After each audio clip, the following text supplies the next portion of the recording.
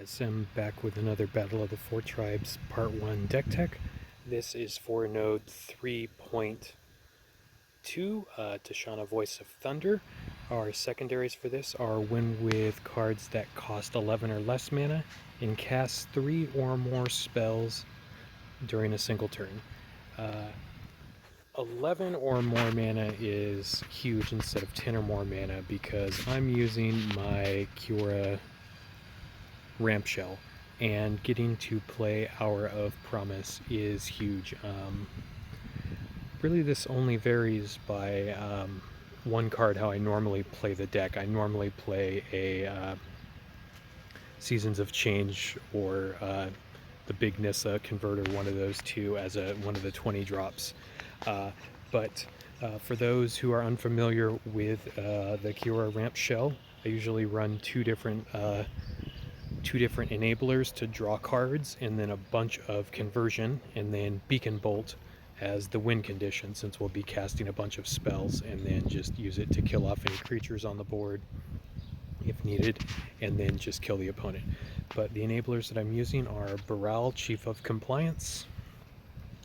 It costs 8 for a 5/5 human wizard. Beginning of your turn, each spell in your hand gains 4 mana. When you cast a spell, you draw a card. And then Prism Array, probably the best enabler, which is why you pair the green with the blue mostly. But it's an enchantment for 6 with 3 shields whenever any player landfalls, which is matching 4 or more gems of a color. The first creature your opponent controls is disabled until your next turn, and you draw 3 cards. Apologies if there's a little wind or a background noise. This is a dog walking edition. I'm taking Fresco out for his morning walk. So this is great. It can draw you 3 cards as you're converting with all these mega converters, and disable opponent's creatures. So just talking about this, there's 6 pretty good enablers that you can use for these slots. In addition to this, if you need more creatures, you can use Rashmi, which is one that's a more expensive one if an objective requires that, or you need to cast creatures with 3 or less toughness because it's a 3/3. If you need to go creatureless, in addition to Prism Array, there is Retreat to Coral Helm, another support. I believe it costs 3, and when you landfall, you disable opponent's first creature till end of turn, and you only draw 1 card, but those are still great enablers. You have Tome of the Guild Pact as well at 11 as an artifact if you need an artifact, and you could play something like Niv Mizzet as well, which will draw off of a spell, and it's also a damage source that can deal 2. So these you can kind of mix and match. Again, use. You've probably learned from me, I love shells, and this is a great shell in general, just a kind of mini tech on how to adapt the shell to what you need. And again, you can adapt the converters as well in the deck. But those are our 2 enablers to draw cards. I put Stitch in Time in as the last card. I know some people who run this main deck, but instead of running, since we don't get to run some of the mega converters, it would be like a 8 mana convert 6 to green spell like Omen of the Hunt or Circuitous Routes or something like that. So I chose to run Stitch in Time instead, so we can just get extra swaps and then keep swapping until we kill the opponent. Rishkar's Expertise, one of the great mythic converters. X gems are converted to green, where X is the amount of cards in your hand multiplied by 4. This is just awesome. Animist Awakening, great one. I'm glad this is still in standard too. If there's 8 or more green gems, convert 5 gems to green, and then you convert a green gem to a 1-turn countdown with convert 5. The great thing about this is that once you've already made a conversion and you pop the gem, this actually converts 5 gems before you have all the gems drop. So sometimes that can make even more consolidated matches, which is great. Thunderherd Migration is great for 10. It converts 10 gems to green. No dinos in this deck. Hour of Promise, this for 11 is wonderful. It converts 15 gems to green for only 11 mana. In this weird desert clause, if 3 or more desert spells are in your graveyard, you summon 2 4/4 zombies. Not coming up here, but there is a green desert, I think Desert of the Indomitable, so I think it's run as the Indomitable. That can be great because that's also a converter. That's a desert, which is a land spell. But you can use that in combination in part of the mix and match sometimes if you need to create tokens. So just a cool thing to know and learn about that. Beneath the Sands converts 8 gems to green for 10, and it has cycling too, so sometimes that can be great if you just are looking for one of your prism arrays or brawls. Beacon Bolt again is the win condition that we use. It's great because we'll cast it once, and then you can, if you stop a loop, just exile some cards from your hand to recharge it, but usually you can just keep looping and just win off of normally casting it. And then Blue Sun Zenith. In this version it's especially great because it will cast everything except for our Hour of Promise, with only being off 1 mana, and then likely something else would convert to it. So this is just fantastic for 16 mana to get to draw 6 cards and they all have 10 mana. So again, using our Kiora shell, which fits these objectives, we're going to go take on Tishana.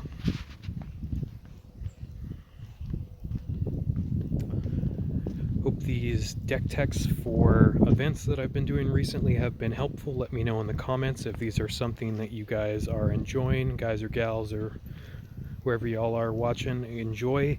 And yeah, let me know if there's things you think I can do better in these deck techs as well. But we are waiting for Tishana here. We'll look at what her loyalty abilities are, starting life, and matches as always, just so we remember and are refreshed with what's here. I know she pumps things up to be pretty big, so we just have to be careful we don't get a really big creature out pretty quickly. So she has 196 starting health. Her loyalty ability for 6 is draw a card, then the first creature in your hand gets +X/+X, where X is the amount of cards in your hand. Loyalty abilities are +4 to green, +3 to blue, +2 to white. So we'll keep that in mind as we are playing here. This is great. We have a Brawl to start in our hand, so that's wonderful. And then we'll probably wait till we get a couple more spells in hand to kick it off with Rishkar's Expertise. So let's see. Not fantastic matches that we have here, unfortunately. I see we can get some loyalty, we can get some black, we can get some white, which would take that match away from our opponent. Hopefully that wouldn't give them a black match 5 if something drops.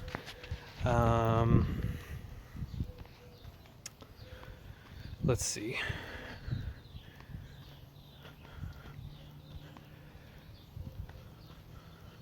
Yeah, I think what I'll actually do is take the white match, because if I take a black match, that's going to give him a white match. So I'm just going to take that match there. That did give him a green match, it looks like. He didn't take it, though. He took the black match for some strange reason. But this is great, because we can get Brawl on the board, and then next turn probably cast Rishkar's Expertise and start going off.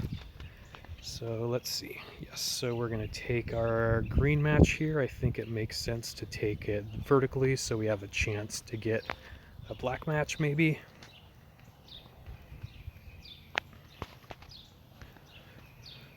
Alright, and this is giving mana to all of our spells, which is wonderful. Great. So I think what I'm going to do is, yeah, keep it in this exact order actually, because I'm going to get 12 mana off the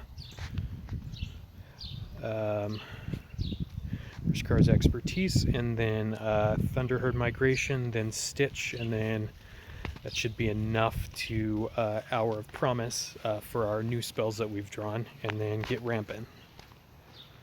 Let's get ramping. Let's see. Red match, and we could get some blue matches, I think is going to be the best here.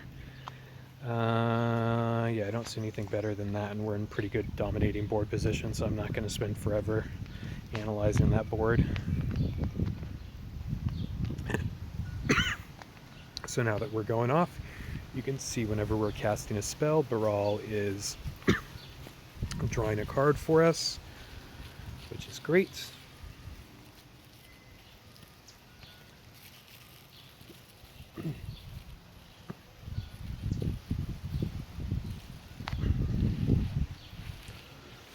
So we'll keep looping around. Great, and we have a Blue Sun Zenith as well.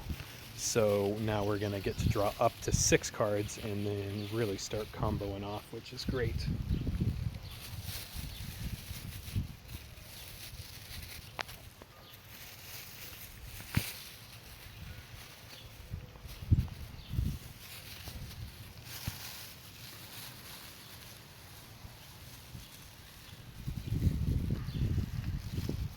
All right, and you'll notice as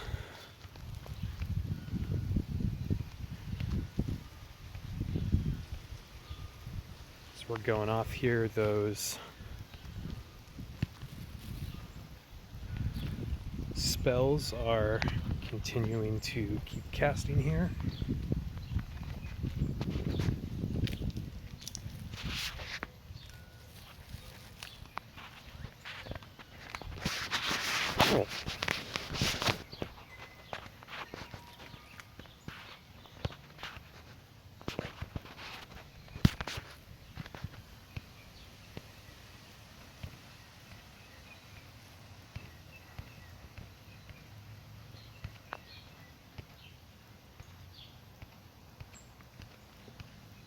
Yeah, so at this point we are just in extremely good shape, and we also have our prism array out, so whenever we do a landfall we are getting 3 cards drawn, so we're pretty much never going to be out of cards again. And if for some reason we end up stopping the combo like we did here, it's great because we have 4 extra swaps with our Stitch in Time. So that's awesome. As a backup plan, I'm just going to, because we have enough loyalty now to cast other things, so I don't need to use the first loyalty ability. So I'm going to create some octopus tokens.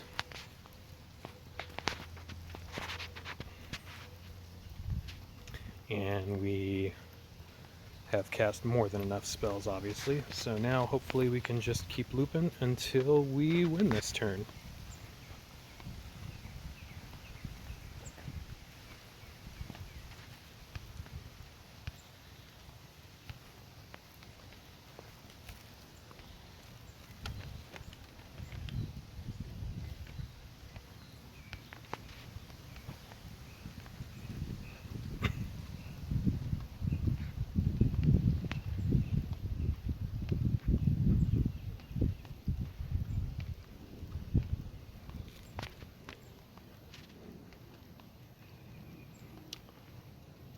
Sorry, not a whole lot to narrate here. There is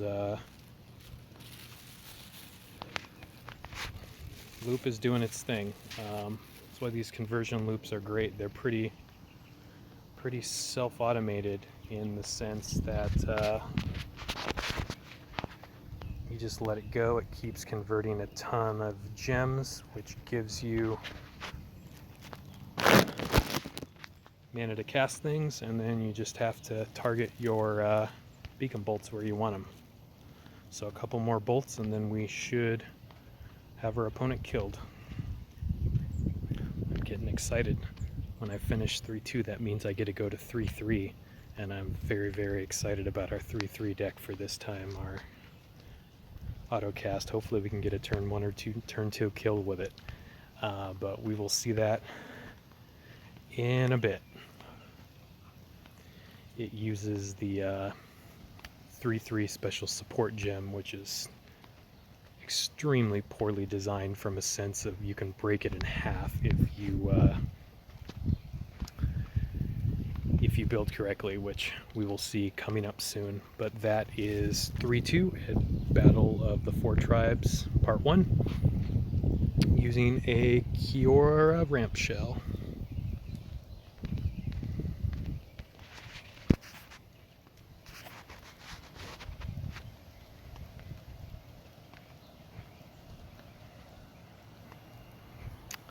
Alright, I was going to be extremely upset if for some reason it wasn't logging through and giving me my points, but it is. Ribbons. Ribbons are important. Alright, take care everyone.